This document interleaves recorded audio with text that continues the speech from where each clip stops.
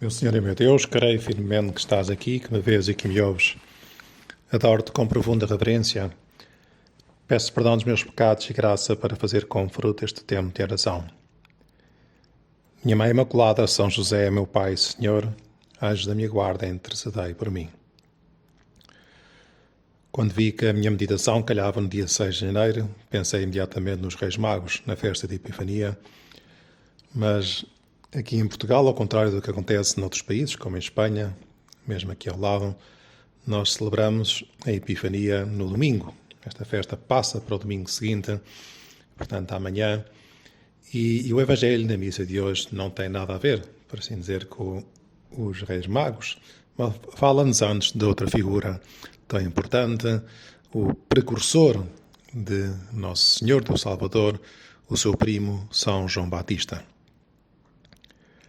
Já lá iremos. Entretanto, estamos a começar um novo ano. Temos algumas expectativas, sonhos, esperanças. É bom ter esperanças, viver de esperança, pedir a Deus Nosso Senhor que nos dê um interior, uma alma alegre, esperançadora, porque a nossa esperança está em Deus Nosso Senhor, mesmo apesar da falta de paz no mundo inteiro, de tantas dificuldades que existem à nossa volta, mas na plenitude dos tempos, como vivemos neste mistério de Natal, o Senhor fez-se homem, Deus assumiu a nossa humanidade. E se nós o recebemos, tornamos-nos filhos de Deus, filhos no Filho, somos filhos de Deus. Que grandeza da nossa vocação cristã. E é importante que nos demos conta disto e pedir ao Senhor que já passaram uns dias desde que começou o novo ano e pensemos, eu tenho rezado, eu tenho levado à prática esses bons propósitos que porventura fiz na passagem de ano e procuro ser melhor filho de Deus, mais coerente. Eu procuro dar testemunho de Deus Nosso Senhor, ou pelo contrário, a minha existência às vezes torna-se demasiado centrada na minha pessoa. Bom, eu não sei se viste, é muito habitual que, chegado aos últimos dias do ano civil, apareçam na internet ou na televisão vídeos com os melhores golos de futebol, as melhores jogadas de ténis, as melhores, os acidentes de automóvel, não perigosos, mas mais espantosos. Mas eu estive a ver algumas das melhores jogadas de ténis de alguns dos tenistas conhecidos. Não é que tenha perdido muito tempo nisto. Aliás, nem sequer é perder tempo. Tinha ali um tempo antes de uma missa que tinha que celebrar, antes de ir para confessar. E estive a ver as melhores jogadas, uns golos acrobáticos espetaculares, ou umas jogadas de ténis extraordinárias. E chamou a atenção como os companheiros daquele que marcava o golo, ou os adeptos que assistiam a um jogo de ténis, ou até o próprio adversário, aplaudia aquele que tinha feito uma jogada magnífica. Isto é bonito, é alegrar-se com os outros, alegrar-se com os bens dos outros, quando os outros se destacam. Mas nós sabemos, infelizmente, que nem sempre é assim. O nosso coração, que devia ser um coração de filho de Deus, um coração bom, e é assim que nós queremos ser, mas sabemos que aqui dentro tantas vezes misturam sentimentos nada próprios de um bom filho de Deus e contra os quais teremos que lutar toda a nossa vida com paz, com serenidade, sabendo que também esses desafios, por assim dizer, esses obstáculos são matéria da nossa santificação. Ainda bem que temos essas tentações, por assim dizer, desde que não os provoquemos. Ainda bem que temos essas más inclinações, podemos até dizer, porque assim temos matéria onde lutar, onde nos esforçarmos. Dizia eu que nem sempre é assim, porque quando nós vemos as coisas boas nos outros, às vezes enchemos de comparações, até alguma inveja, rancor. Pensamos, eu até sou melhor que esta pessoa, ou esta pessoa se calhar fez isto, mas porque tem mais condições, eu sei lá. Somos assim, às vezes custa-nos ver que os outros brilhem ou que sejam melhores do que nós em tantos aspectos.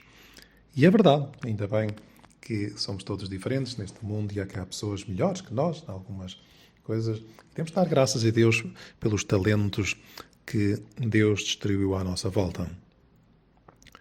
O que é certo é que temos que reconhecer, Jesus, que muitas vezes nos custa trabalhar gratuitamente, desinteressadamente, para outra pessoa.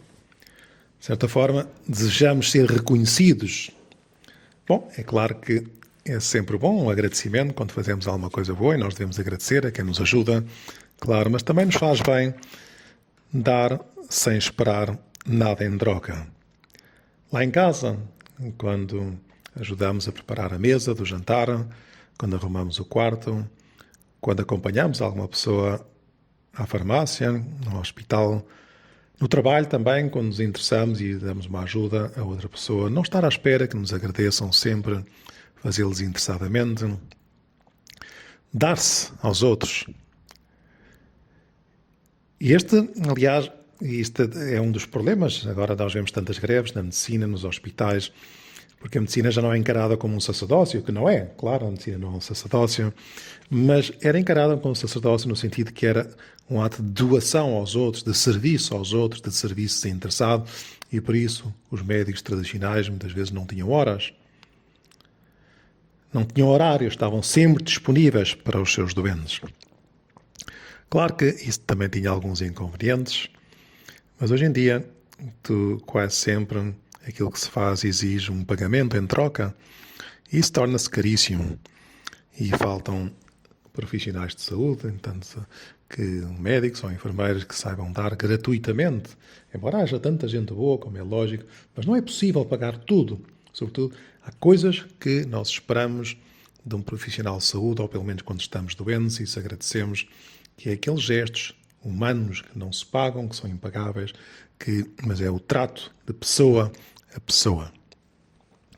E o que é que vem isto a propósito das leituras de hoje? Pois nós estamos no tempo de Natal ainda e acabamos de estamos a contemplar estes dias o mistério do amor de Deus, do amor gratuito, totalmente desinteressado, de um Deus que vem do alto dos céus, que desce para viver entre nós os homens, nascendo numa gruta, vivendo entre os homens desapercebido e depois morre numa cruz para ressuscitar e nos salvar.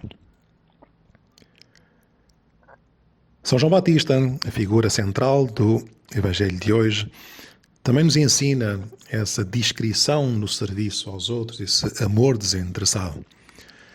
Era uma figura impressionante, tinha enorme prestígio, uma figura austera, com uma pregação devia ser impressionante, com imensos discípulos que o seguiam totalmente, tanto que depois foram eles, muitos deles foram os discípulos de Jesus.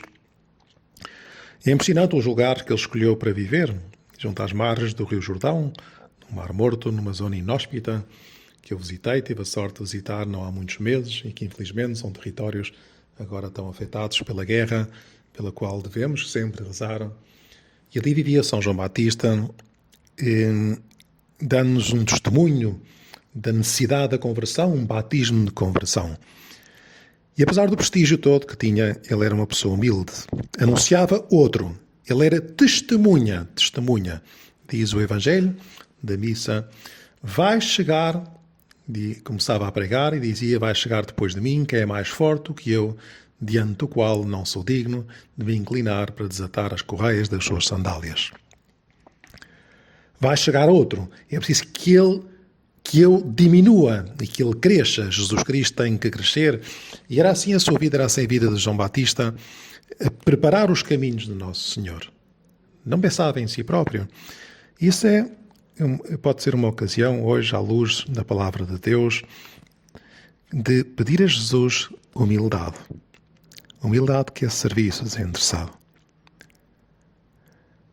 Humildade que é caridade também, é pensarmos que não somos o centro do mundo, que é esvaziar-nos de nós próprios, por assim dizer, das minhas coisas, dos meus interesses, como São João Batista, para que ali, na nossa alma, entre Deus, o ouro de Deus, a vida divina que se deve manifestar em cada um de nós, da qual devemos ser testemunhas coerentes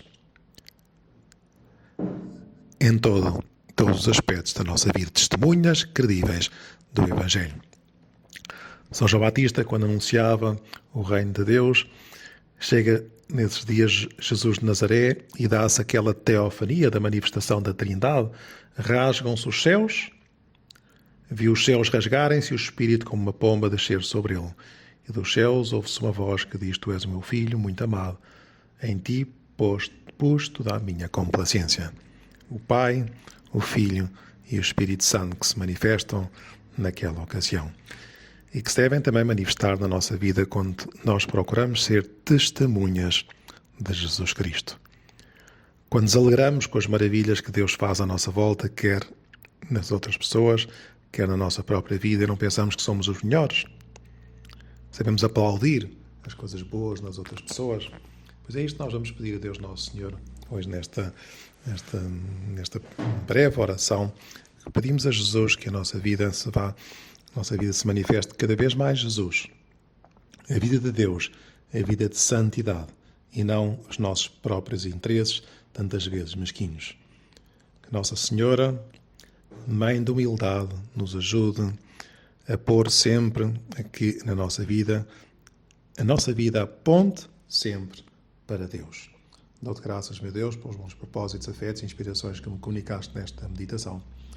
Peço-te ajuda para os pôr em prática. Minha Mãe Imaculada, São José, meu Pai e Senhor, anjo da minha guarda, intercedei por mim.